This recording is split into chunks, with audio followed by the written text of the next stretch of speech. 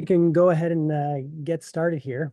Hi everyone. Thanks for making it out to the final iteration of the data workshop series, at least for the spring semester. We're also looking forward to planning out maybe another 4 sessions come the fall semester. So if anyone does have recommendations or suggestions for speakers to invite, please just send Claudia or myself an email and we can look forward to organizing something come the fall. But for today, it's my pleasure to introduce Zachary Konkel. Zach got his PhD in fungal bioinformatics at The Ohio State University in 2023. He then went on and forged I would say an uncharted path, or at least a non-traditional path. After graduating, he became a part-time postdoc in Jonathan Jacobs' lab at The Ohio State University, and then also went on to found his own company, Mycotools, which specializes in conducting computational biology and bioinformatic analyses. And so now he's juggling both being a part-time postdoc and being the founder of his own bioinformatics company.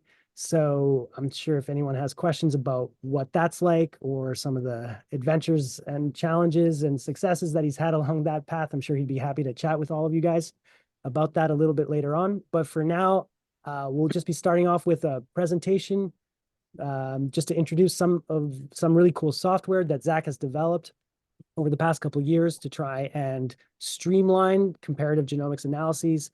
And then after the introduction, we'll get into some hands-on tutorials. So with that, Zach, the floor is yours. Thanks. Thanks a bunch, Emil. Yeah, I'm pretty excited today to actually get a chance to present this software suite. This was kind of on the back end of my dissertation project, and it's really been the engine for the scale of my research and essentially, yeah, basically enabling high throughput analyses that I've been conducting during my dissertation and beyond. And I've attempted to make this software open source and to hopefully enable, quote unquote, democratizing comparative genomics, as Emil nicely put it. And yeah, that's going to be the focus of this conversation today. So I want to open up by essentially presenting the state of the field here. And I think that it's pretty well represented in this graph where we have the total number of fungal genomes that have been deposited at GenBank over time, and a couple of highlight points that I've placed here about different important points in time in terms of genome sequencing in general and fungal genome sequencing. And so if we fit an exponential curve here to this graph, you can see that it's pretty strongly fit in terms of the number of genomes deposited. So we're essentially in exponential growth, or we might be tapering off of exponential here in the last couple of years, but the number of genomes that's being deposited is at a super linear rate. And so this is basically presenting tremendous opportunity for us to really investigate large scale evolutionary phenomena, as well as asking, important ecological questions by simply just probing data that's publicly available. So most of my dissertation was actually pretty much free aside from the computing resources. I was essentially just working with publicly available data. So this is tremendous opportunity for us to mine these data, but with this opportunity comes the challenge of trying to wrestle with such a large scale of data.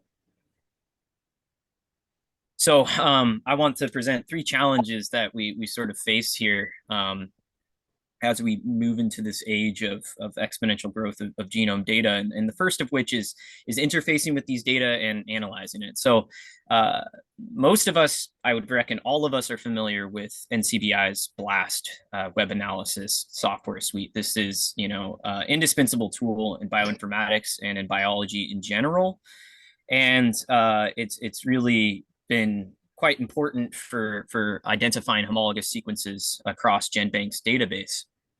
And while these web analysis tools at HAGI or NCBI or any of these different websites really enable people to quickly conduct bioinformatic analyses, at the end of the day, the field is growing rapidly. New sequence search tools like MMSeq and hidden Markov model searching are essentially coming out very rapidly and alongside other sorts of bioinformatics software. So we can't rely on web analysis software suites to account for all of the emerging software that's coming out. Instead, we have to take the data that exists online or remotely and download that data locally so that we can use the most cutting edge software to conduct the analyses that we would like. And so usually when we have these local databases of genomes, I've kind of depicted that here with this snapshot of a terminal where you see that this is just a directory of FASTA files. Interfacing with these data is, not a trivial part of bioinformatics. You can imagine that if you have a local database of genomes, if you want to conduct an analysis on a subset of these genomes, you're essentially having to go to a file cabinet and wrangle through all of the little folders in that file cabinet and pick out the files that you want and then put them into a specific file cabinet for your analysis. So, this incurs a lot of overhead in terms of conducting bioinformatic analyses, just simply interfacing with these data. But this doesn't even account for acquiring these data in the first place. And that's actually the second challenge. Assimilating these data is a non-trivial task. And in fungi, in particular, we have two prominent genome repositories for fungal genomic data, and that includes NCBI and then Mycotools at JGI. And so in the last couple of years, NCBI has come out with this really awesome tool called NCBI datasets, which quickly allows you to grab large batches of genome data. So GenBank has largely solved this problem for themselves in terms of assimilating data very rapidly from GenBank using the command line. Whereas at JGI, it's still sort of cumbersome. We have the cart feature, which allows you to download batches of data. But as any bioinformatician deep in the trenches would probably agree, we want to be in the command line as much as possible. We don't want to be pointing and clicking on websites to try to download data for specific analyses and returning to those websites to download those data redundantly. So it's important for us as fungal biologists to utilize what's available at Mycotools, because while they're trying to integrate with GenBank increasingly over time, there's still legacy data that has not been transmitted to GenBank. It's still difficult to dereplicate data between JGI and GenBank, and oftentimes JGI will update their annotations with transcriptome data, but they won't necessarily push that data to GenBank. So it's non-trivial for us to really assimilate all of these data locally. And by the time you've assimilated your local database with your manually curated scripts or your manually gathered data, and conducted your analyses and moved through the review process, your database is now obsolete in the wake of the exponential growth of genome data. So essentially, we want to not only be able to assimilate these data, we want to be able to update our databases locally so that we can keep pace with the exponential growth of publicly available data. So then, while data assimilation and interfacing and analysis and trying to analyze these data locally are two prominent challenges, I would reckon that perhaps the biggest or most annoying challenge is data standardization. And this, I think, is frankly unacceptable that 30 years into bioinformatics, we're still dealing with huge amounts of overhead simply due to the lack of standardization and file formatting. And to its credit, the general features format, which is one of the most prominent annotation file formats, it's literally in its name. It's supposed to be a general features format. So it's supposed to be able to handle many unforeseen features of the genome in this file format. But it becomes incredibly difficult for software to try to make assumptions about how it's reading these different file formats to interface with them. So what I'm showing here at the top is a general transfer format GTF file or a GFF version 2, depending on how you want to look at it.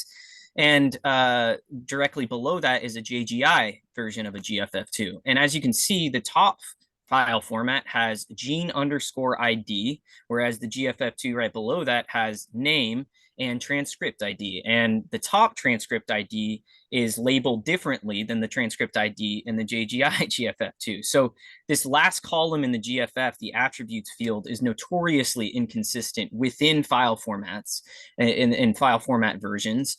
But then even if we move to the GFF3, it's also inconsistent, as can be seen between the GenBank GFF3 and then a locally generated annotation GFF3. So while there are different types of annotation file formats like the GenBank file essentially also has similar problems to the attributes fields of the GFF. And this really prevents us from being able to reliably assume that our annotations and our data are going to play nice with downstream software. And if we're assimilating databases from GenBank and JGI, which have been around for 20 plus years, essentially we're wrangling with different versions of these file formats, and we have to really standardize and curate these file formats to be able to reliably interface with them downstream. And this is a non-trivial task. So these three main issues are what made me chart out the path forward to generating the Mycotools software suite as an automated suite for genome data acquisition, curation, and analysis. So what I'm showing here is just a flow chart of how the central Mycotools database, or MTDB, works. It essentially will take Mycocosm and GenBank data and attempt to dereplicate between these two databases as best as it can, preferring Mycocosm genomes and essentially downloading these genomes and curating them into a locally generated MTDB file. So this is a primary Mycotools database, which contains a reference database file that contains all of the genomes that were downloaded. And then users can add their own local genomes via this, pre-database to database script here, which will allow users to essentially integrate their own genomes to this locally generated database formats. And then finally, to interface with these data, we can essentially gather the near 10,000 fungal genomes from this command here. And then we can conduct analyses on that entire database. Or the philosophy of Mycotools interfacing is to be able to extract sub-databases of this primary one and essentially run analyses seamlessly, transition between analyses by simply inputting this sub-database file for your genomics analysis. So instead of gathering the FASTA files, GFF files, and proteome FASTA files that you need for your analysis, what Mycotools presents is the opportunity to simply input one file, a tabular delimited spreadsheet that essentially contains all of the metadata of the genomes in your database, and use that as the singular input for your analyses. And then if you want to run an analysis on a subset of that data, essentially just have to extract the rows of interest, which this command here allows you to do based upon lineage, taxonomic lineage, genome source, et cetera, et cetera. So as a quick overview of that MTDB file formats, I'm not going to get too deep into the weeds here because there's a whole web page dedicated to the file formatting standard, but simply all it is just a tabular, a tab delimited spreadsheet file. And this file basically is referencing all of the metadata concerning the genomes of interest in the database. And one of the cooler parts of this database format is that each genome in the database is assigned a systematically generated code name. And so this code name is simply the first three letters of the genus, first three letters of the species, and then a number that's assigned here based upon the entry number of that accession in the database. And so this allows for us to essentially visually look at a genome code name in an analysis and gather some information. Whereas, if we're working with raw GenBank assemblies, we have to cross-reference some database to be able to make sense of what that GCA number is, unless you have remembered it off the top of your head, which, yes, if you're staring at GenBank assemblies for days on end, you will end up remembering some of these numbers, but I maintain that it's probably easier to look at this code name and make sense of it. So this again contains some metadata on the organism that was acquired, and then also compiles a JSON or a dictionary of the taxonomy of that lineage. So this goes all the way out to species here. The version, which also corresponds to when it was downloaded, and the source biosample, the source assembly accession, and then whether or not there's use restriction. And this is an important thing to note. JGI does have use restricted data. You can refer to JGI's website to look at their use restricted data policy. And by default, Mycotools will not download that data unless you explicitly tell it to. And by default, it won't let you interface with that data unless you explicitly tell it to. You know, I would recommend not necessarily downloading use restricted data unless you absolutely need it, but the option is there if you do.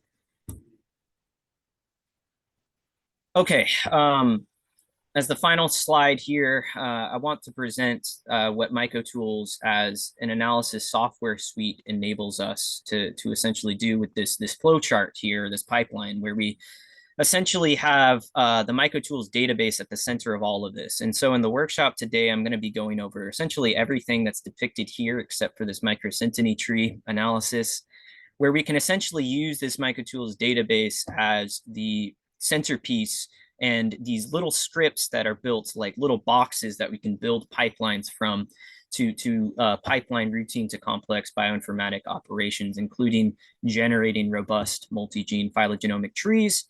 But even if you don't want to use Mycotools as software suite, you don't have to. You can essentially just use the central database and then use this script here, db to files, to just acquire the files you need for your own analyses. So you can completely operate with Mycotools without interfacing with any of the scripts if you prefer or think your analyses are more robust than what's built in. So you can just essentially use Mycotools as your database software as well.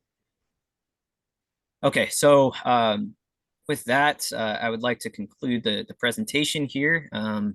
Just to give some links here, you know, LinkedIn, my website for my consulting business, which I'm of course taking clients. I'm assuming most PhD students and postdocs are not seeking consultation, so you can ignore that. But there's also a bioarchive preprint for Mycotools that I haven't really pressured to become a publication yet, but we're in the works of doing that. And then the main GitHub repository is located here, and there is a usage guide that I'm going to be updating into a wiki here soon that contains most of the functions that you might find useful for running Mycotools analyses. So yeah, before we move into the workshop portion, I'd like to field any questions. And I'd also like to thank Professor Jason Slott, who was both mine and Emil's PhD advisor. He allowed me to basically take on this side project at the back portion of my PhD, which actually ended up being a pretty important part of it. And then I also want to thank all the beta testers who were my lab mates and Emil primarily. So yeah, if there's any questions, I'm happy to field those before we move on.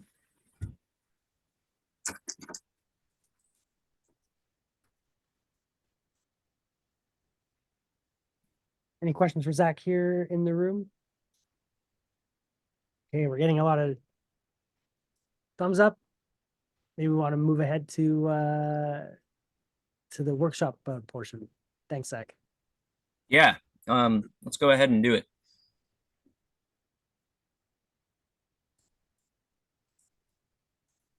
So I'm going to do some shell cleaning here to start a new workshop directory.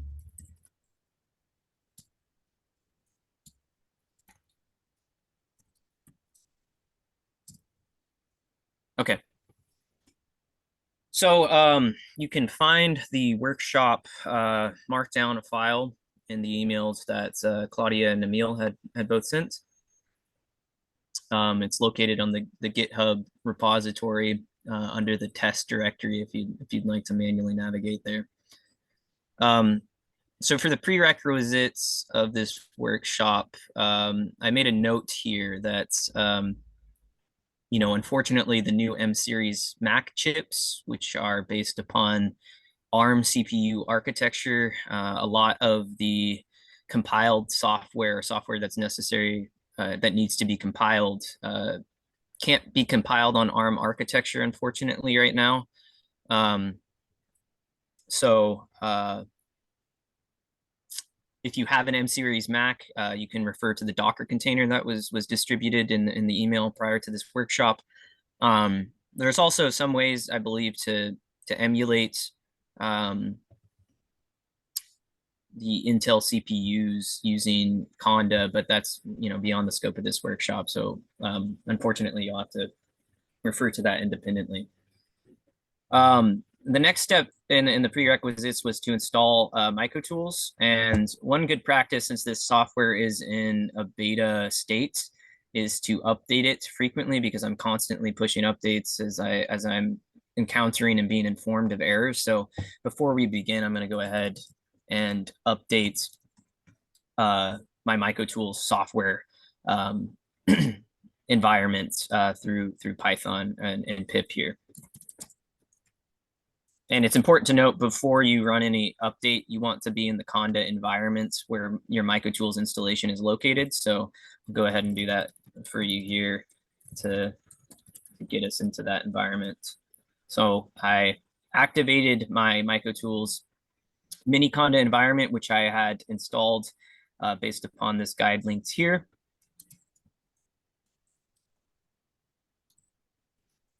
And then I'm upgrading it through Python 3-m pip install Mycotools -- upgrade. And I do want to note here that this isn't the ideal way to essentially install packages in Conda. You really want to avoid using pip in a Conda environment. You want to rely on Conda as much as possible, though I've had some difficulties creating the Conda package for Mycotools that I haven't addressed yet. So I've maintained it as a PyPy package at this point in time. Okay, and then the other prerequisites include just installing Figtree, which is a phylogenetic fungal genome tree analysis tool, but it's like very new. So he keeps saying things like, it's really best to use Anaconda for this, or Conda, whatever. Eli, you're not muted. I keep by mistake breaking that, and I'm not quite sure why. So always try with Conda first, but like depending on which package I've updated most recently, you might have to pip it. And thank you. So you can install a phylogenetic tree viewing software. I personally prefer Figtree. That's just a simple way of interfacing with phylogenetic trees. And then, of course, you want to set up an NCBI account and JGI account as well. And then at the end of this guide, I'm going to be showing you how to integrate some of the database software suites with Clinker and external software like OrthoFinder as well. So to proceed, we're going to go ahead and create a workshop directory. I personally design my directories with the name of the project and then underscore the dates just to keep things organized here. So go ahead and create that directory here. And then I'm going to move myself into it. Okay, so there's many different ways to initialize a Mycotools database. As I referred to in the talk, you can essentially initialize a database using just all publicly available JGI and GenBank data. But in this case, for this workshop, to keep things fast or somewhat reasonably fast, we're going to be using a reference database file. Let me see if I can get this chat coming into a different window. Okay, so now we have a reference data mtdb file. So this is how it looks all dirty in the command line. But again, this is a tab delimited spreadsheet file that you can just open up in spreadsheet viewing software if you want to look at it more neatly.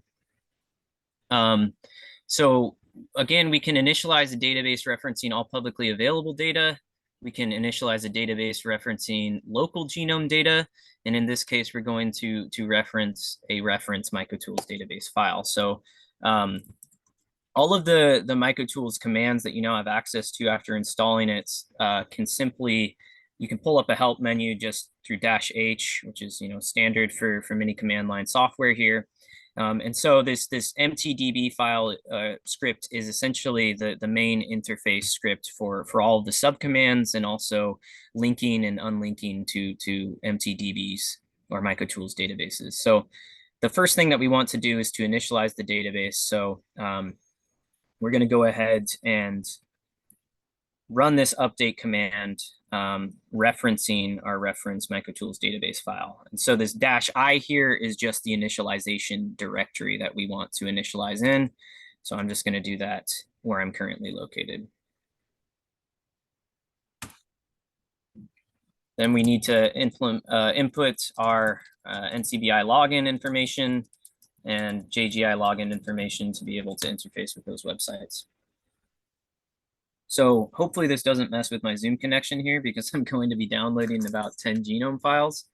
And so this step will take a couple minutes to download the GenBank data that's available. So if there's any questions in I have a between question, there. Zach. Yes. So, based on your documentation, it's pretty obvious how you do like all of them, and I see how you did it with this like subset. But if we were trying to like define our own subset, how would we create our own MDTP like reference files? Yeah, so you're saying like if you want only specific lineages from NCBI, is that what you're saying? Because like you passed in the reference.mtdb, and that's how it knows to only download this subset of genomes, right? Mm-hmm. So if you were trying to make your own file with a different subset depending on what your project was, how would you generate your own reference file with that information? Yeah, good question. So this reference set, the reference file is really primarily for collaborating. So that's if you have your own database and you want to pass it off to a collaborator, you simply just pass them your mtdb file for your database, and then they can initialize with respect to that. If you don't have a collaborator and you're just trying to initialize it de novo, there's a couple of ways of doing that. So I'm gonna show some of those here.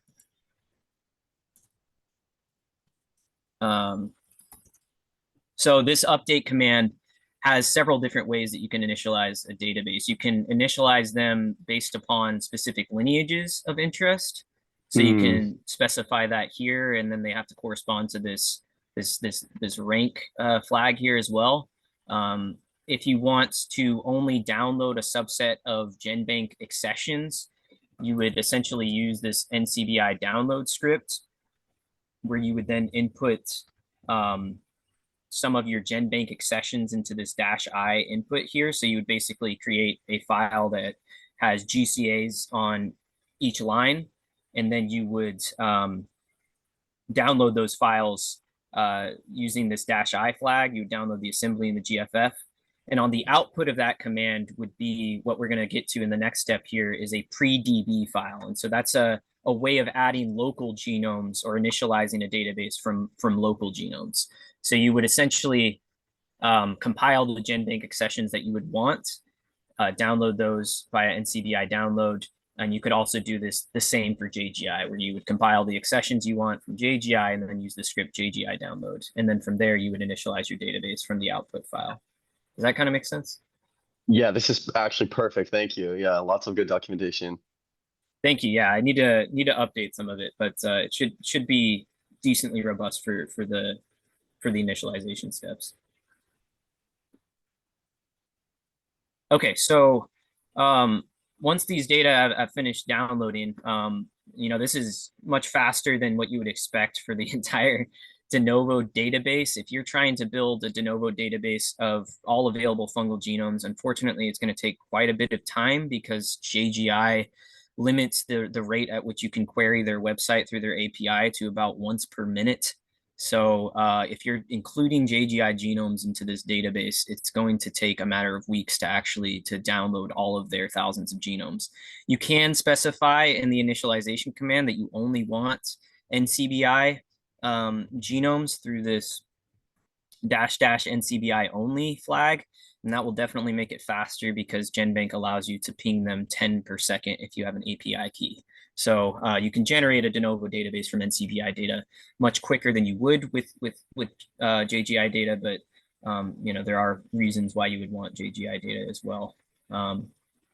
So once the downloading step completes, it moves to curating these data, which involves, again, creating sort of a systematically curated GFF version 3 file, as well as creating the proteome files on the fly. So it will essentially only download the assembly here and then the GFF, and then reference the GFF in creating the protein FASTAs. So this step also takes a couple of seconds here to complete. Are there any other Zach, questions? can I ask I ask a quick question? So is it only right now, is it only looking at gene features? So in other words, like, are any other features in the GFFs being parsed? Like if there is information about repetitive elements or transposable elements, like how are those dealt with? Are they just ignored, and are there any plans to specifically extract that information? Yeah, good question. So the way that currently there's a subset of features that are allowed, that includes, you know, up to, I think, 3' UTRs, 5' UTRs. Let me pull up the file formatting standards here.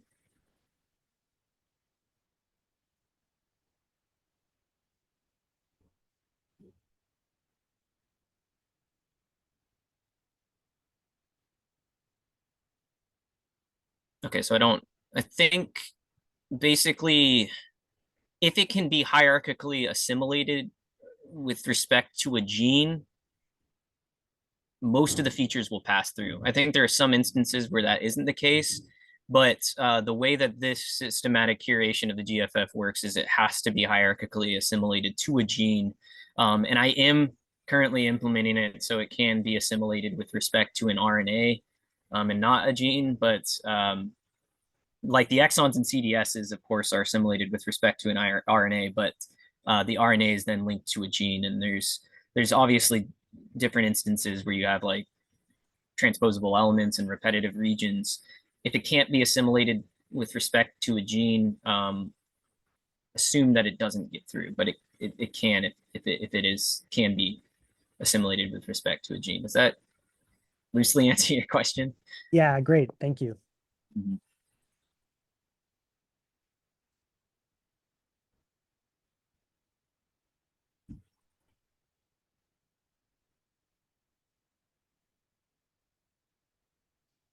Okay, so after this step is completed, essentially we have generated a Mycotools database. So I'm going to type in ls here. We now have this directory called Mycotools DB. Just to give you an overview of what's in there, if we open it up, it has some subdirectories such as the configuration, data directory, which contains all of the data for the different strains and genomes here. And then we have a log directory, which contains all of the information about the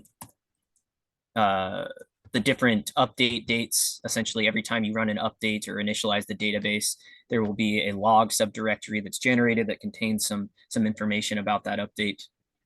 And then finally, we have the mtdb directory, which contains the primary mtdb file. So I'm going to open that here real quick. Can you still see the screen? Is it moving to the spreadsheet software? Yeah, we can see it. Excellent, thank you.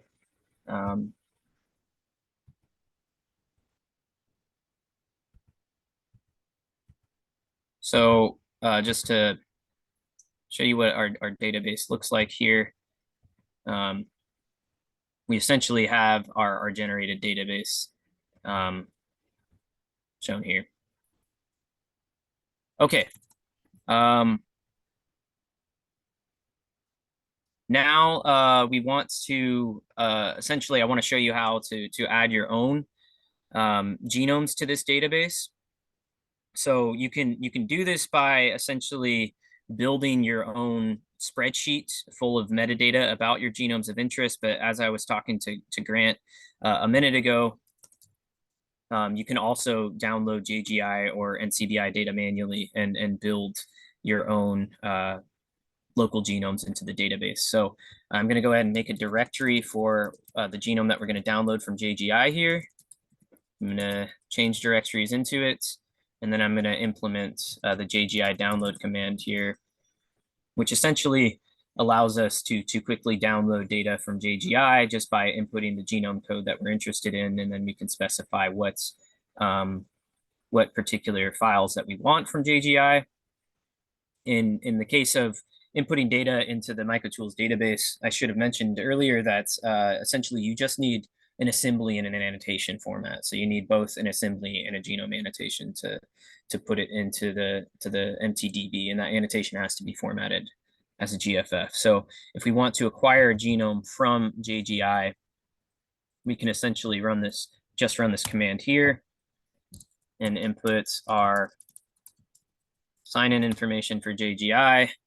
And then the warning comes up here showing, that again, this script in particular, the update and database generation scripts do account for JGI use restriction, but if you're explicitly downloading accessions from JGI, it does not account for use restriction in this step. So it assumes that you know whether or not the genome that you're downloading is use restricted or not. And yeah, it's important. JGI will give you a flag if you're trying to open up the download path to a particular genome if it's use restricted. So yeah, make sure that you reference that before publishing in any data that's based on use restricted genomes.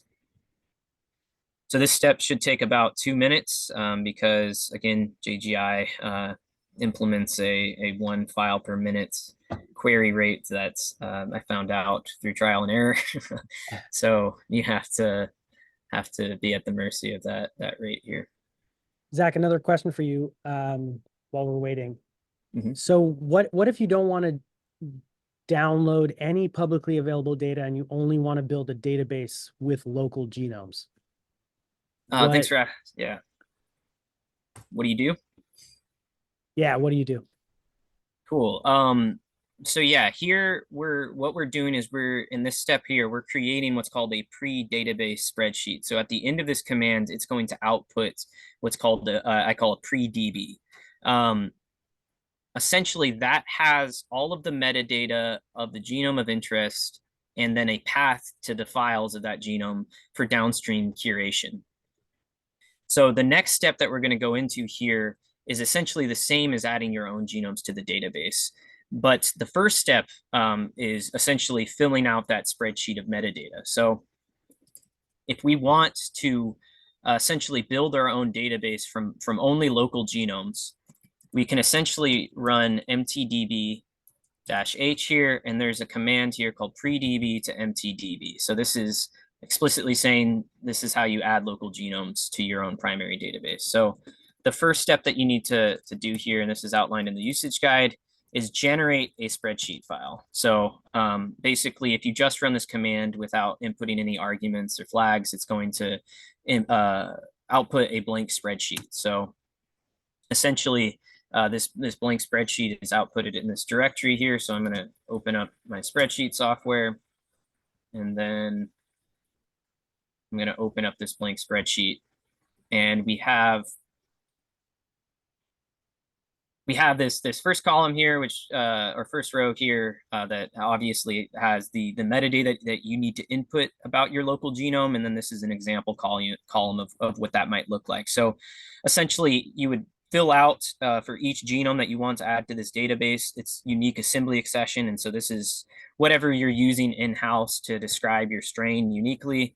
If there is currently a previous genome in the database, so say you want to update a genome that already exists in the database, you would input something here.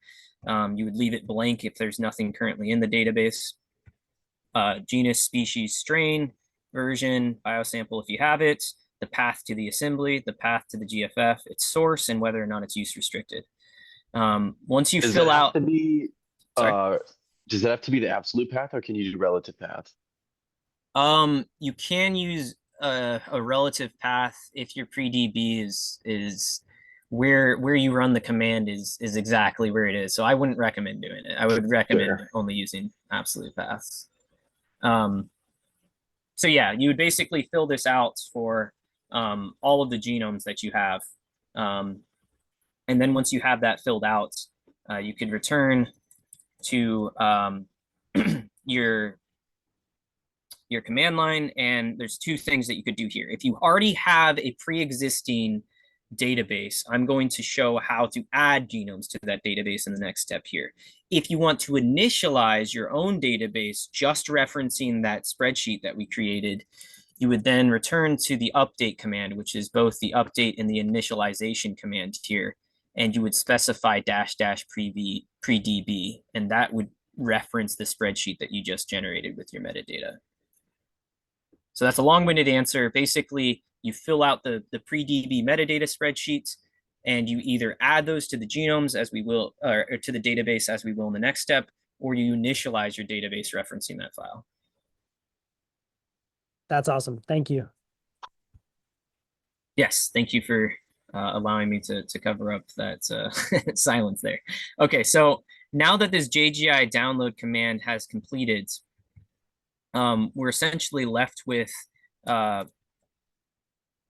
several folders here, one for the FNA FASTAs, the assemblies that we've generated, the GFFs that we've downloaded.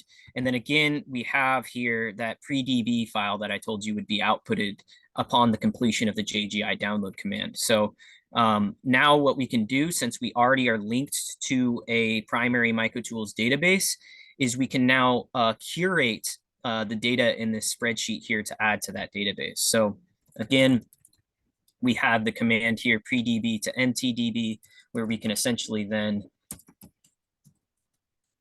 query that command. And all we have to do to curate the files is mtdbp, this pre-DB file. So now that we're running that here, it's essentially curating all of the data and getting it ready for preparation for adding to the database. As you'll see here, it generated a genome code for our genome. We're working with Ustalaga bromivora, and this genome is thus been assigned the unique code name ustbro1. So upon completion, we'll have a curated assembly file, a curated GFF, and a curated proteome FASTA. Now, this doesn't complete the update of adding these genomes to the database because essentially I want to allow users to be able to make sure that the curation proceeded successfully, but also the way Mycotools is designed is that if you have a lab, you can essentially download one primary database for your whole lab and then have one manager of that database and then have all of the users in the lab linked to that database. So that way there's one person who's overseeing that the database's integrity is kept without, other users messing with it. And essentially, if a user has their own genomes that they wanted to add through pre-DB to mtdb, you could essentially verify that what they've done is correct here by going into this directory before you add them to the final database. So once the pre-DB to mtdb curation is complete, in this directory is an output file that we then finalize the update by adding it to the database with this command here, mtdb update -- add, and the shorthand is here, and we simply add this pre-DB file to the database.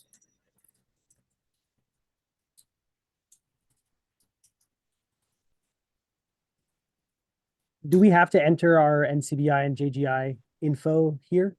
Yeah, it's enter. You might be fine if you just pass through it. I don't know. The JGI might fail, but I don't know if that's ultimately this step. There's a way to encrypt, a very quick password for you to just simply input one password to access all these data, but I haven't implemented that for external users yet. So does this mean like if I was trying to run this on something like a supercomputer where you don't have an interactive interface to what you're running, you couldn't do like the update command?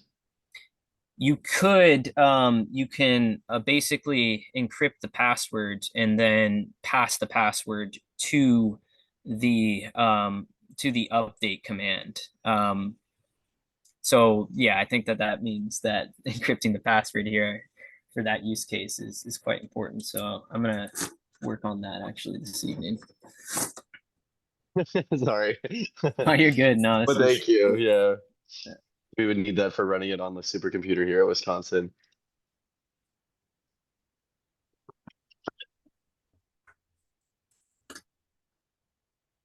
okay. So yes, once that's complete, essentially we should have this new genome added to our database. So we can query that genome by simply running mtdb and then adding the genome code name here, and then lo and behold, it will output all of the metadata regarding that genome here. So quick note on this mtdb command, I've been using it quite a bit. Again, it allows you to interface with the subcommands here, extract, update, et cetera, but it also allows you to interface and unlink with Mycotools databases. So you can generate different primary MTDBs for different projects. And so that's kind of how I operate, is I collaborate with a lot of different lab members where I'm running analyses for those lab members that, you know, some people are only working with 20 genomes. So I tell them, fill out this pre-DB spreadsheet for me. I'll go ahead and generate a Mycotools database for your data, and then I'll run my analyses on your data. So I can keep my databases separate. And you can actually list, using this -l command, all of the different Mycotools databases that you have installed on your computer. So I have a bunch of different databases that I link to on a daily basis. And then also this mtdb command, if you're not inputting any arguments, will just output the path to the primary database if you just run it blank. And so this allows you to basically interface with the primary database using basic bash shell scripting here, where you can essentially call on the primary database through bash subcommands or bash commands, just by using some minute bash wizardry. Okay, and then now if we want to interface with a subset of our database, we can run the extract command here. So I mentioned earlier that because Mycotools is creating this tab delimited spreadsheet, if we want to run analyses on subsets of our data, or we only want to reference a subset of our data, we can extract the rows of interest. So you can either do this manually, you can go into the spreadsheet and extract the rows you want and generate a different spreadsheet that has just the rows you want, or you can use the mtdb extract command, which has various options for extracting different genomes that you want from your database. And so in this case, I'm giving the example that we want, a database that contains Ustalago genomes. So I'm going to go ahead and run mtdb extract -l, which represents lineage. And the lineage I want is Ustalago. So I'm going to create a sub database file called ust.mtdb. And if I open it up, you can see here that I now have a database reference file that only contains Ustalago genomes. Okay, so this has all been a primer on the basic interface of the database software. Admittedly, it does take a while to spool up on all these different ways of interfacing with these databases. But once that initial overhead is passed, we can start to move towards actually conducting some basic computational biology analyses. So for this, I'm going to go ahead and return to the main projects directory that we've generated. And the first thing that I want to do here is to proceed to just getting some annotation statistics. So what do our GFFs look like? What are in our GFFs? So we're going to use the annotation stats script here, and we're going to reference the primary database. Again, if you want to see what you can input here, you just run -h and it will give you the different types of inputs. You can either put just a single GFF, or you can put a Mycotools database file, which again could be the extracted database we generated, or it could be the primary database. And so in this case, we're going to do the primary database by calling upon it through that bash wizardry that I'd mentioned earlier. and we're going to output the annotation statistics to this file annotationstats.tsv. So this is going to take a second here to just simply parse all of the GFFs. And then we can open up our spreadsheet software because we generated a TSV file. And now we have a spreadsheet that contains some basic summary statistics of our annotations. So these are the genome code names that we have here. And then here are some basic annotation statistics, such as the number of genes, the mean gene length, et cetera, et cetera, et cetera. So this is a quick way of essentially determining annotation statistics. So got a question in the chat here. Yeah, so the encryption that I've implemented, it broke because of some dependency, but yeah, it was based upon some hash. I don't remember off the top of my head about what salt/hash I used to encrypt the passwords, but it was based upon some robust way of doing it in Python, and I have to re-implement it to get it working again. So it basically stores your passwords into a locally encrypted file that you then have to remember the password to access, if that makes sense.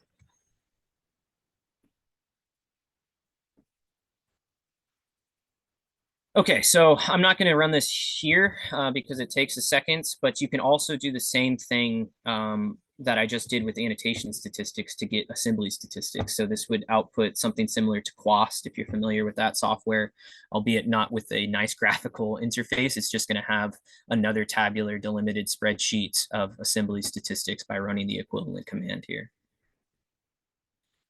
Okay, so now we can get into some actual useful applications of using some of these Mycotools scripts.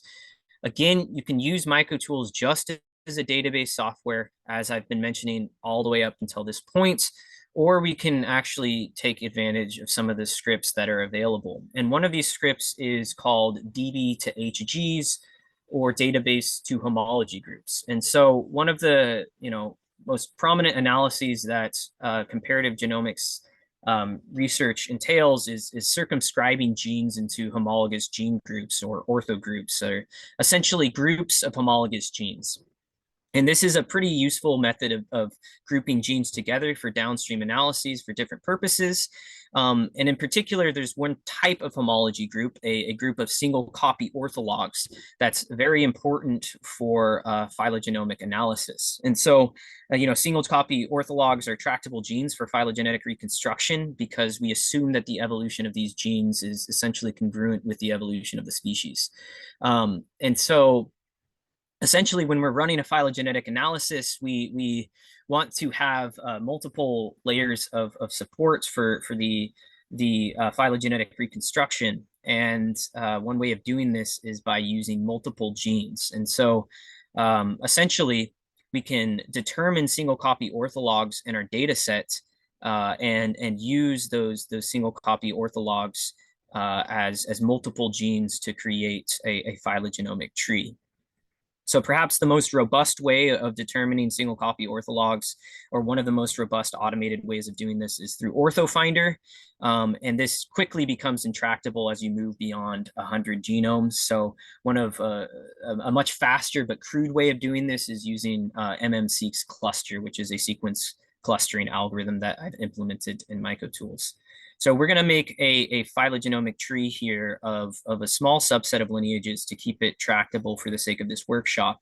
But you could run the same methodology with a larger set of genomes here. So we're going to start by extracting the Ustalago genome using this command I showed earlier. So we're generating a tree.mtdb file that has the Ustalago genomes. And we're going to add in the Puccinia genomes to this database. So now, as you can see, when I concatenate this generated mtdb file, we now have Puccinia added to it. We're going to do the same with Trichoderma, and we're going to do the same with Psilocybe.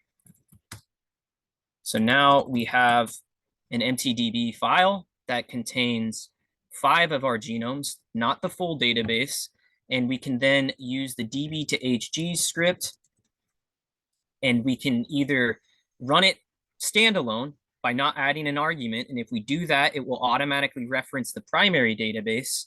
But again, we want to reference this extracted database. So we essentially run db to hgs -d, which means reference this subdatabase here.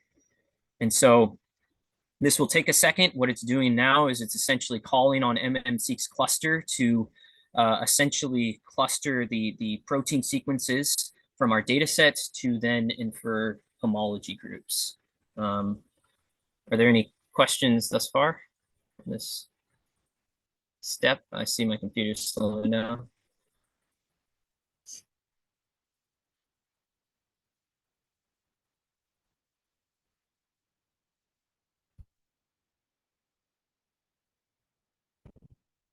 Can you also hear me fine while this stuff is taking on my CPUs? You're breaking up a bit. Okay.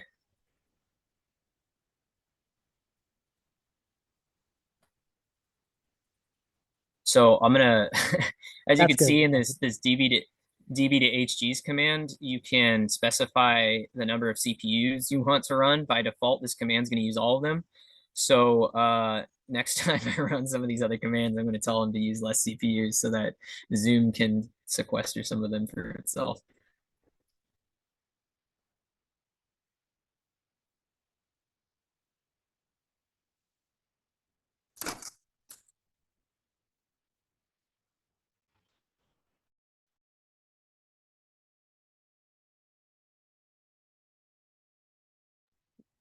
Zach, are you running on a Linux computer?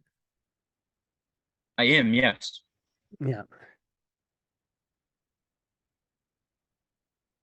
Any issues with the Macs thus far?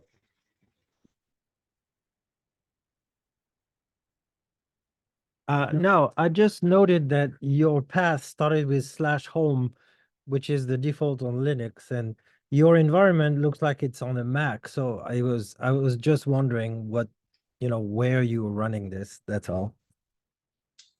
So you're saying like my my computer environment looks like a Mac? Like the aesthetic? You're doing the Zoom.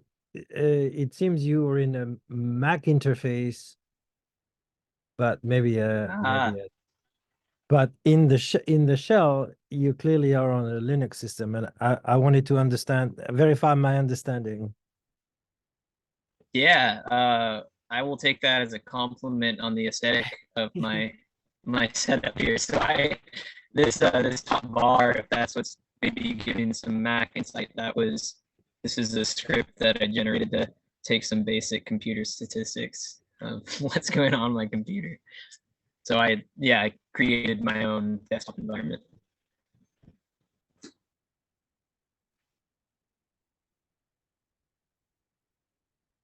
So this is taking much longer for me than it initially did, and I think that's because my CPUs are probably maxed out with Zoom.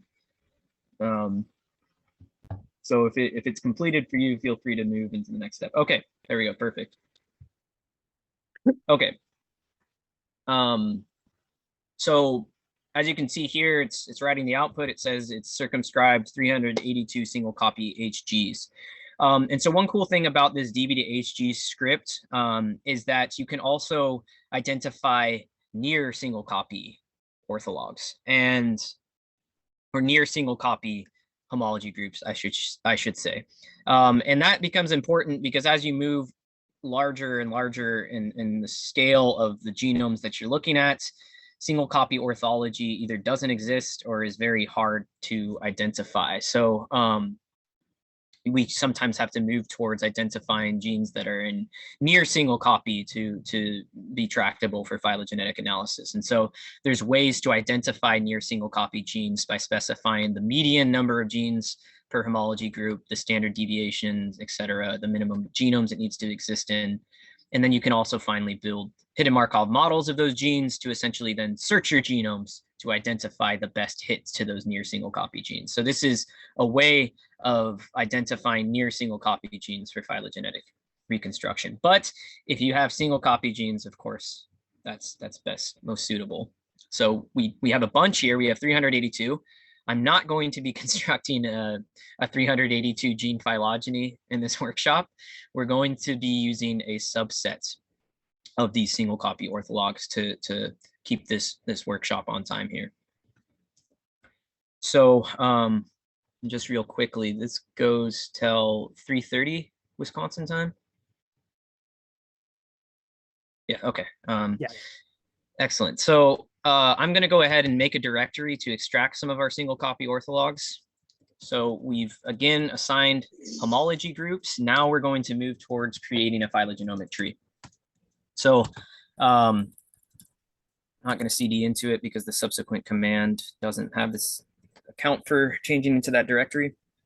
I'm going to copy the top 3 single copy orthologs from the DB to HG's output that I just generated. Excuse me. So if you look at the output of DB to HG's, it will have some basic statistics and some very crude pan-genome circumscription where it's just based upon whether something's present in everything or it's not. And then there's a directory called single copy genes, which contains the protein FASTAs of the single copy orthologs that were determined from this analysis. So we're going to go ahead and copy the top 3. Okay, and then I'm going to change these paths here to cooperate.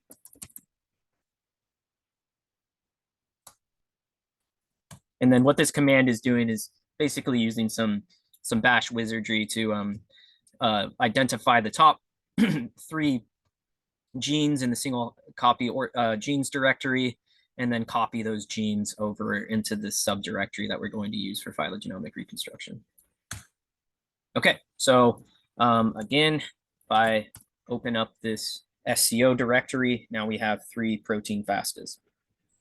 So now we can move toward reconstructing the phylogenomic tree. And this is implemented through this command here, where you just basically tell it to input this directory of single copy FASTAs, and then tell it to create a tree in multi-gene partition mode.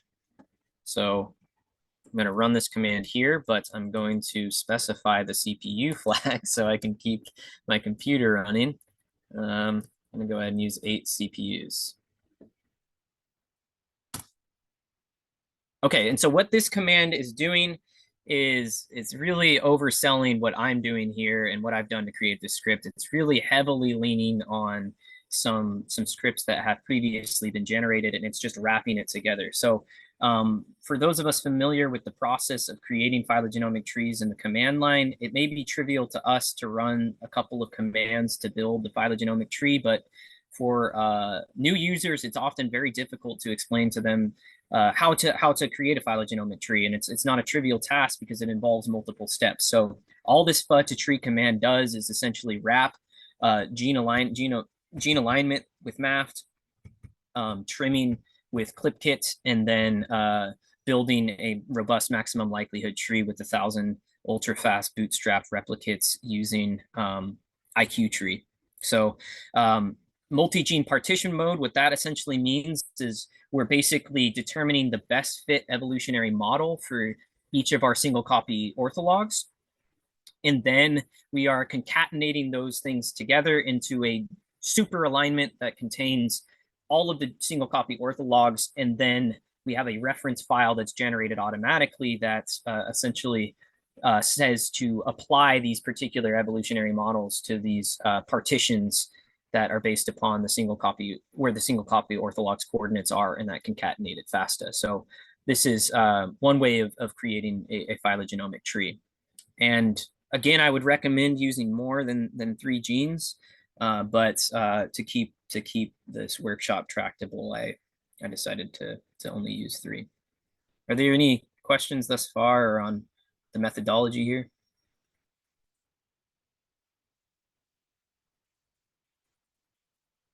Actually, where did the 382 sequences come from? Because we have a database with like 10 or 11 genomes, and are they extracted from these genomes, or do we go online and get some more? Is it? Yeah, So that's in other words, are the 382 from data that were in the computer already, or did it go find them elsewhere? Good question. So this is only run locally. There's no web interfacing.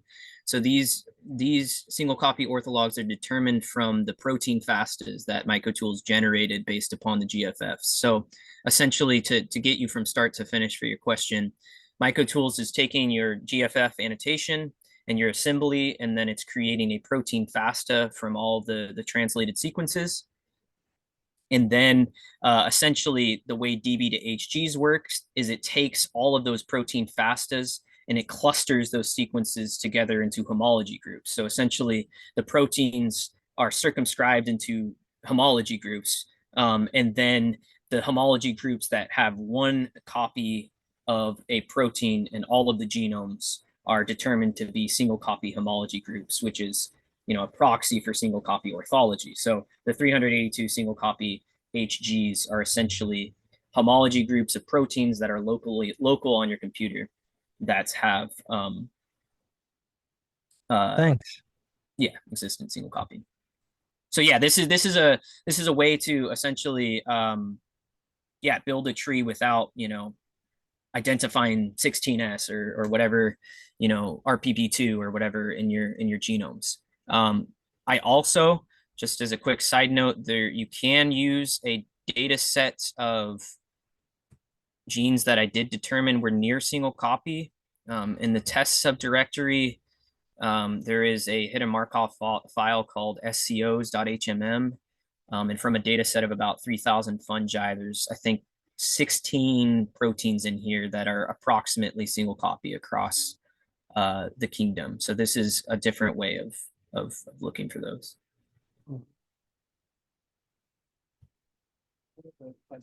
We have another question here. Sorry, Connor, you might have to come over here.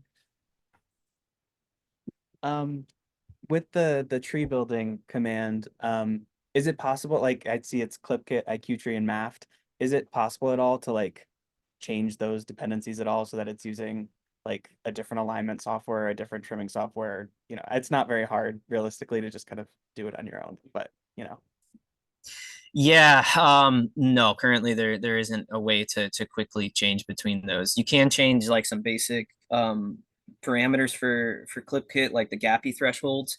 And you could run FUD a tree from a trimmed alignment. So if you wanted to do your own software, you could align it and trim it yourself, and then run the multi-gene partition mode from those trimmed alignments directly instead, using IQtree.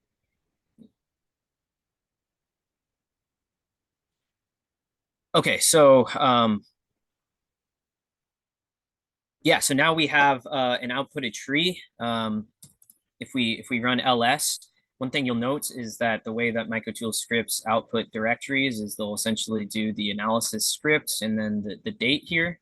And so in this FUD a tree directory here, we will have our outputs. And so in here, we have a bunch of concatenated files, and this is IQtree's output here. And the one that we're interested in here is this concatenated.next.contree file. So I'm going to go ahead and open up Figtree here.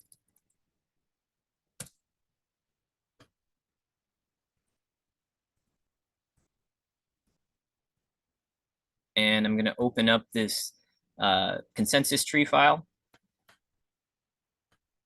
And then I'm going to make things a little bit more legible for us here.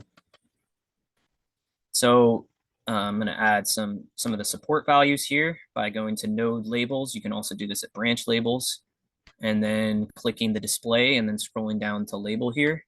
And this will then put our bootstrap support. So it's not great here, but also one thing you'll note is that we have these code names. And so to our eye, this you might be able to work out what these species are based upon these code names.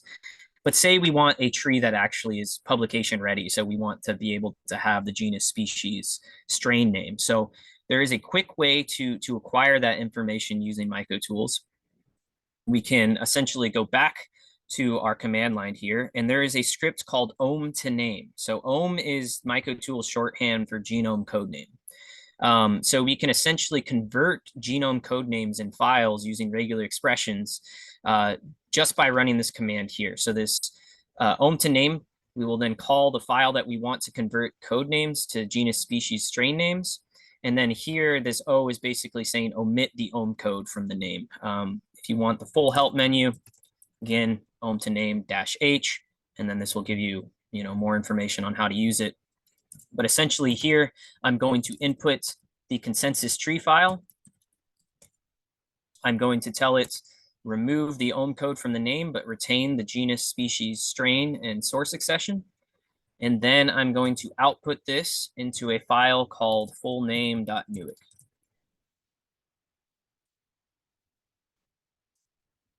Okay, so now we can return to Figtree.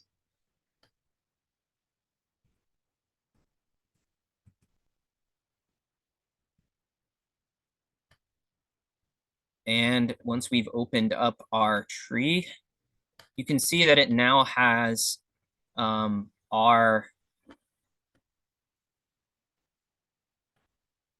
genus, species, and strain, as well as the source accessions for our tree. So now, essentially, we want to root our tree. I'm going to root it here on Trichoderma because it's Ascomycota. And yeah, not the most robust tree in the world, also a very small tree. But again, we're working with 3 single copy orthologs. So this is just an example here of how you can use this to essentially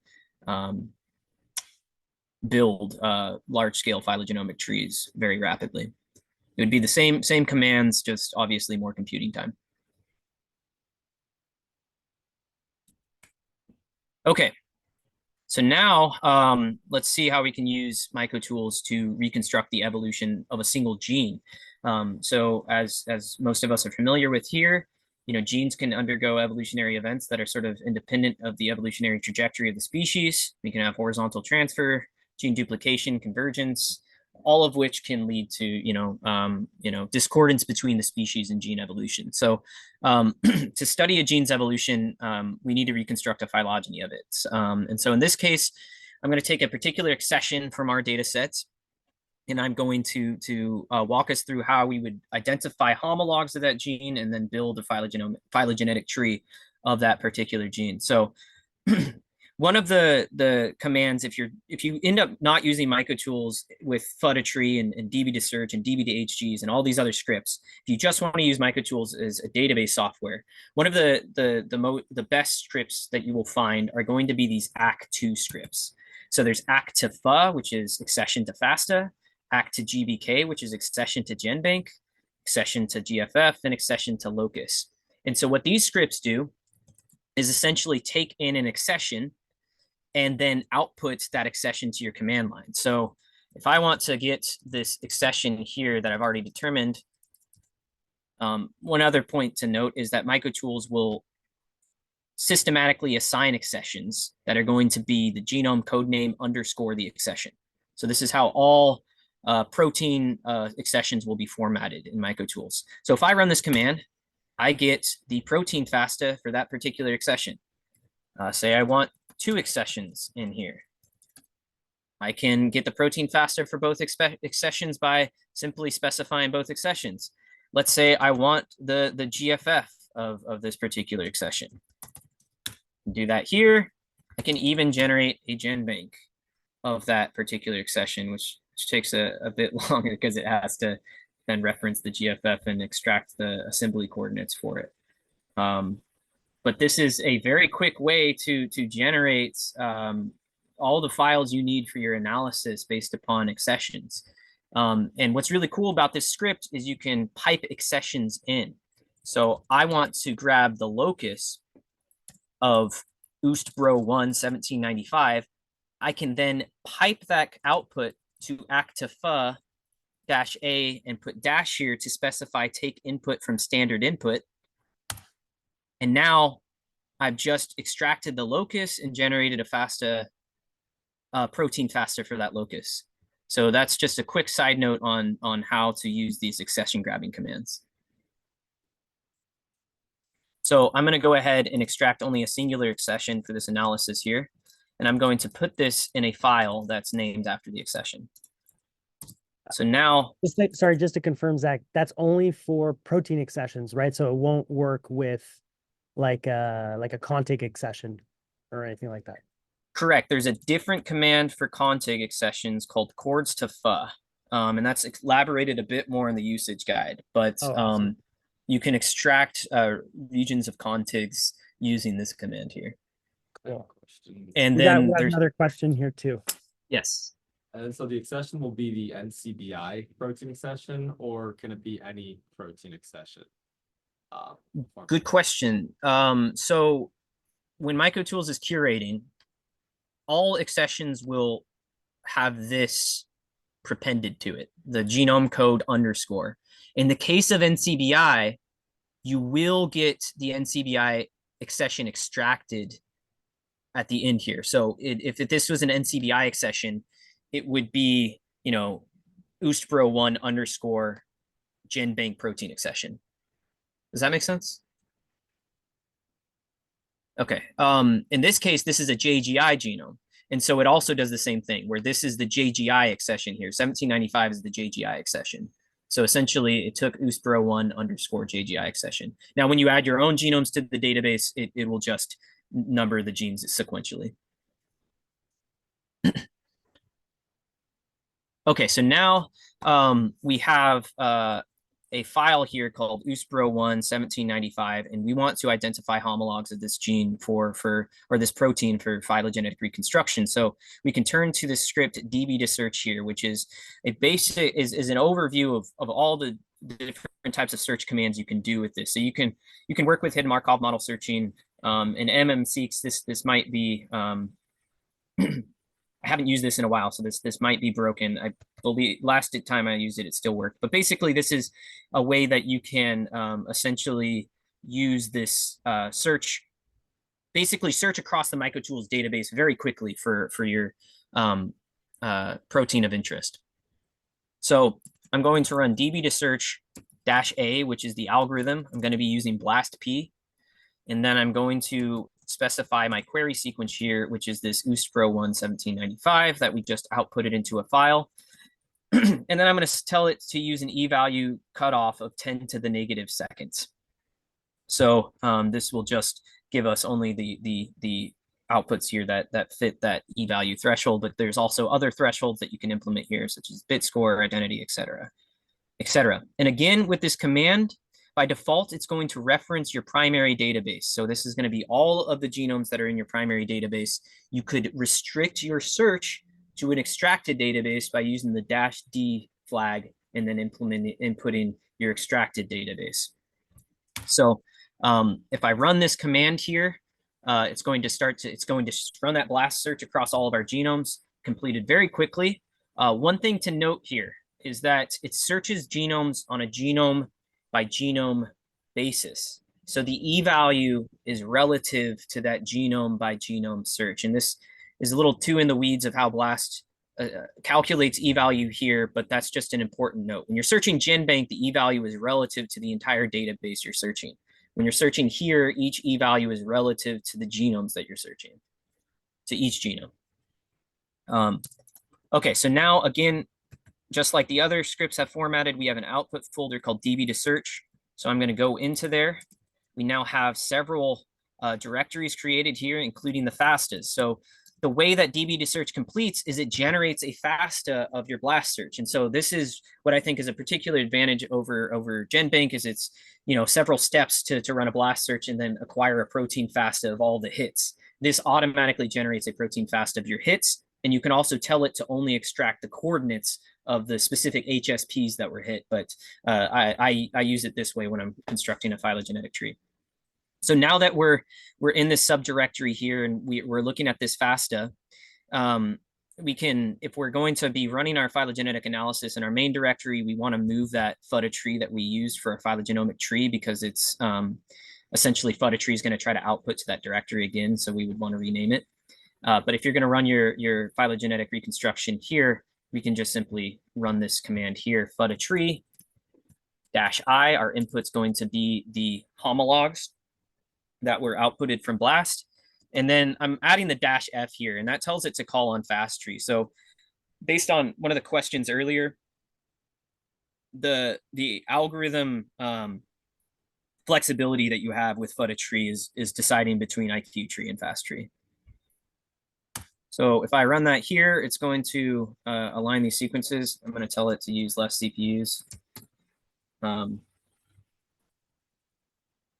And since I interrupted my initial run, there was an empty file that outputted. So now I'm going to rerun it here.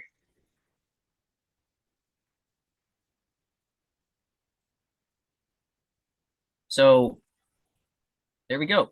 Now we can essentially, again, go to Figtree, go into our directory where we have our tree file. And we have a phylogenetic tree of our particular gene. So that is how to get a phylogenetic tree from DB to search to phylotree. 2 commands to generate a quick phylogenetic analysis. Okay, now we're getting toward the end here. And for the sake of time, I'm just going to go ahead and move on to what's called the cluster reconstruction and phylogenetic analysis pipeline. And so this, oftentimes when we're trying to study the evolution of a phenotype, multiple genes are associated with generating that phenotype. And oftentimes when we have multiple genes contributing to a particular phenotype, they can be found right next to one another in the genome, which is very convenient for us. And these gene clusters are pretty tractable for phylogenetic analysis. And we can also study them from a synteny-based perspective, which kind of considers the whole locus. So the cluster reconstruction and phylogenetic analysis pipeline was created by Professor Jason Slott when he was a postdoc in Antonis Rokas's lab at Vanderbilt. And essentially what this pipeline does is it takes each gene in a query and creates phylogenetic trees for each of those genes, and then appends the synteny diagrams of their loci to those phylogenetic trees so that you can quickly visualize the evolution of a gene cluster or a locus on a gene by gene basis. So we're going to use the act to locus command here to acquire our query locus, which is going to be the nitrate assimilation gene cluster from Ustalago bromivora. And I'm going to tell it with -p here to only grab 1 gene plus or minus from this particular gene, because this cluster is a 3-gene cluster. So going to, first I'm going to return to our projects directory. And then I'm going to grab this cluster and output it into a file. I'm then going to run the CRAP pipeline, the cluster reconstruction and phylogenetic analysis pipeline. And we're going to specify our query file, which is that locus that I just created. And then we're going to tell it to run the algorithm using blastp. I need to, so yeah, for this, you're going to need to install ETE tree. So for those of you that are following along, I apologize. I'm going to cheat and just activate an environment that already has it installed. But you would just need to install ETE tree to get this to work. So the way that this pipeline works is pretty complex underneath the hood. So oftentimes when you're constructing a phylogenetic analysis of a gene, say you're trying to do it for P450s across 100 different fungi, you're going to have thousands of P450s. And so it's incredibly hard to build a phylogenetic tree from that. So one way that you can truncate your data set down is to use sequence similarity clustering. And so Mycotools has a pipeline already built for sequence similarity clustering called phylogeny, which allows you to truncate your data set systematically based upon sequence similarity. And this allows you to take really large homolog groups and truncate them down to smaller homolog groups for phylogenetic reconstruction. The CRAP pipeline has this built in. So if 5,000 gene hits are returned, like in these cases here, it will cluster them down to 29 or whatever you specify are your boundaries for how many sequences you want for your phylogenetic tree. Obviously, if you're using sequence similarity clustering to truncate down your phylogenetic tree, you run the risk of removing sequences that are closely related, but not necessarily very high on a sequence similarity standpoint, but beyond the scope of this. Okay, so now we have I'm going to show my file manager here. We have a new output folder called crap. And in this folder, we have different files here that are SVGs, which are of the loci of interest. These are the gene phylogenies. And I'm going to open these up very quickly here to show you. This is the output of the crap pipeline. So this is a single gene phylogeny. In this case, this is the gene Uspro 1795. And as you can see here, the synteny diagrams have been appended to this phylogenetic tree. So you can kind of get a glimpse of how this locus is evolving at the same time that you're looking at this gene's phylogeny. So we have high support here for this tree. And granted, it is midpoint rooted. That suggests horizontal transfer from trichoderma or between Mycotina and trichoderma. Jason Slott, who created this pipeline, this was a huge part of his dissertation, and we just reconstructed that analysis here very quickly. So you could then look at these different SVG files, which have gene phylogenies of each of the genes of interest, and essentially, from a gene by gene basis, have orthogonal support for our reconstruction of this gene cluster's locus. I'm running out of time here, so I think I'm gonna probably have to leave it here for the sake of respecting everyone's time. But if you would like to, there's some further steps you could do here. You could essentially acquire the most similar loci that were obtained via crap, and then use those to build beautiful synteny diagrams using Clinker. And then there's a final note on how you can integrate external software. So for those of you who aren't interested in using Futatree or crap or DB to HGs, and just interested in using Mycotools as a database software, you can use this DB to files script, which allows you to just simply acquire the files you want and be able to use those in downstream analysis. So in this command here, we're just telling DB to files to acquire the proteomes of all of the genomes in our particular MTDB file of interest. There's really too much to go over here, but this is how you would integrate Mycotools with all of your downstream scripts. So with that, I'll gladly take any questions before the session ends. Yeah, I had one last question. Yes. Yeah, clap.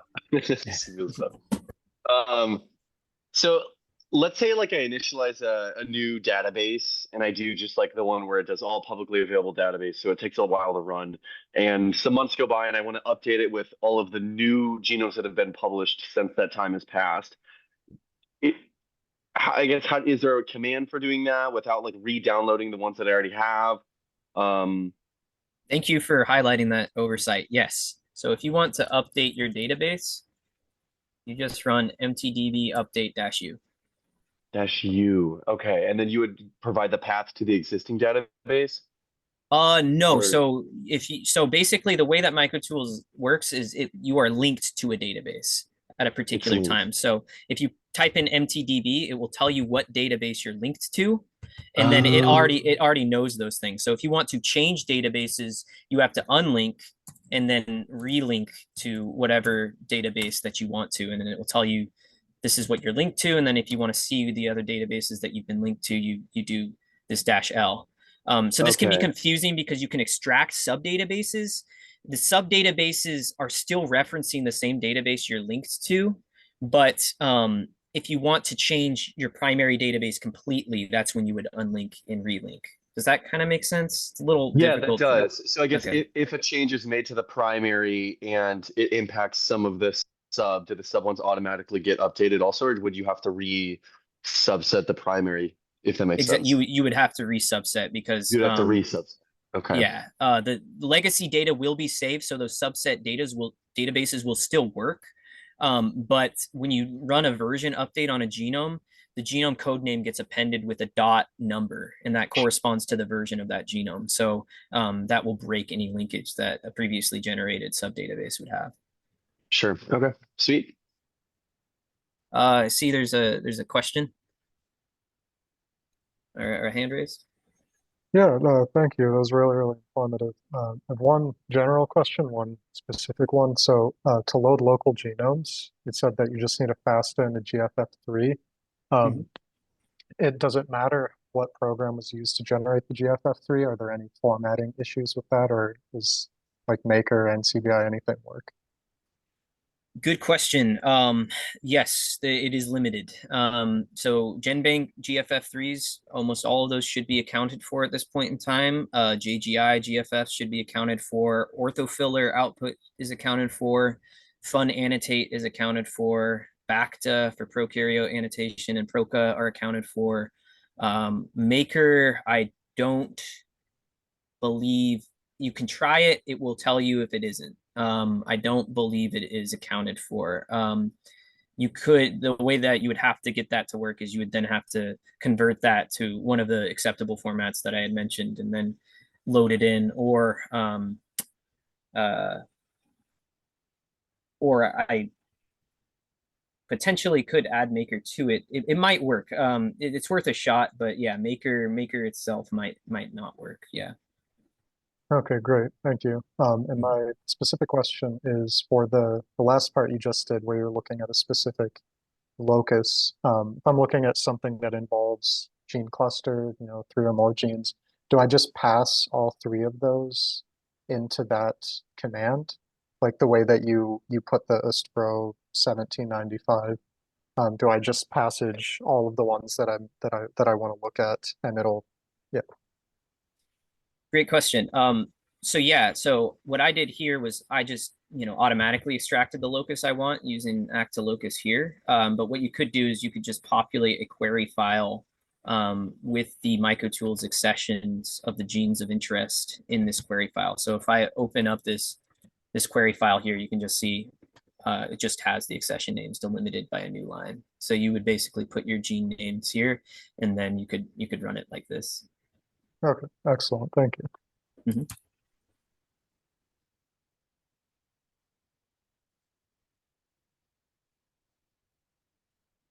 I had a quick question about updating lineage information. So sometimes Yes. the taxonomy information in NCBI is incorrect. And so can you make a manual change to the MTDB file that's downloaded? And then will that change be propagated as you continue to update that database, or will like any manual changes you make to the MTDB file be overwritten when you then update the database later on? Yes. Great question. Let me see here. So there is a there's MTDB update -t, which updates taxonomy. I believe this would update everything referencing NCBI. So I think that would overwrite any manual changes that you may have made. And that's a great point, because NCBI's hierarchy is definitely in constant flux and is sometimes not correct. So what I can do here is I can make it so this taxonomy flag only updates NCBI and JGI entries. And then what you would do is you would just change this, you could change the source column of whatever you manually updated and change the source to something other than NCBI or JGI. And then I can implement that, because I would still want this to just update everything. But yeah, I could definitely make it so it stops whatever you've chosen is not worth updating. That's a great point. Okay, cool. And then if you were to update then though, would it attempt to re-download the genome if it was originally from NCBI? Do you know what I mean? Like if in your MTDB file it says it's no longer from NCBI, will it attempt to re-download it? I don't think so, because it still has the assembly accession tied to it. So it recognizes that assembly accession is in the database. But I would like to verify that beforehand to make sure. I'll get back to you on that. Okay, awesome. Well, if there are no more questions, then maybe we'll just wrap it up there. Thank you so much, Zach, for your time and for walking us through Mycotools. And I'm sure if anyone has any questions, we